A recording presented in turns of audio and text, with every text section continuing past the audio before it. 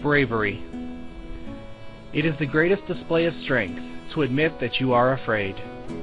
It is asking for someone else's help where courage can be made. When you walk through some shadowed door, you venture straight into the unknown. Hi there.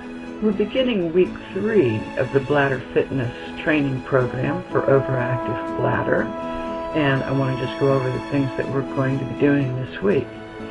We're going to begin by taking a look at your bladder activity charts from last week. We're going to begin with week 3 of Kegel exercises. We're going to talk about nighttime bladder problems and how this program addresses those.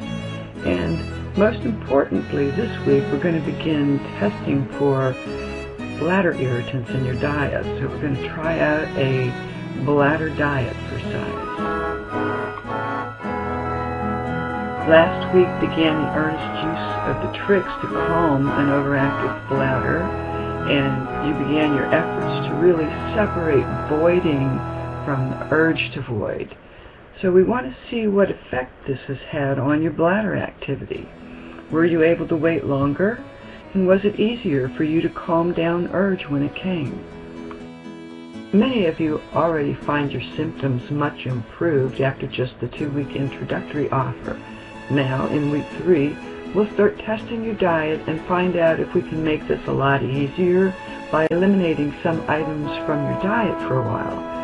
You want to keep an accurate record, keeping it as accurate as possible, keeping track of how much you drink, when you go to the bathroom, when you leak, and whether or not you could calm down urge. Continue to practice calming down urge using the 4 steps we outlined earlier, and then go to the bathroom after you've calmed it down, and keep track of how successful you were at doing this. Again, you get the most information about your bladder's behavior by measuring how much you urinate each time. Remember that normal is about 10 to 12 ounces. And normally, you should be able to calm down urge when it begins so that you can wait an hour or so before you really need to empty your bladder.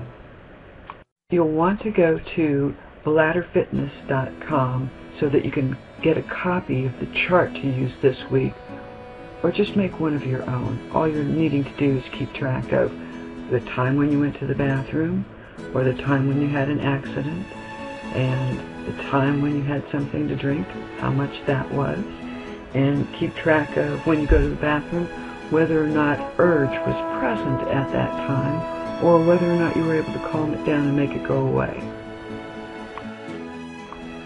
Of course, we want you to continue with Kegel exercises for week 3. You can download the audio from the Bladder Treatment website. This week you'll continue with quick flick Kegels like you did the last 2 weeks, but you'll also be sustaining the holding Kegels for a few seconds longer.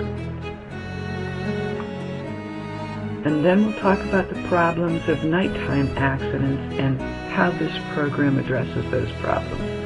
So let's get started now with week 3.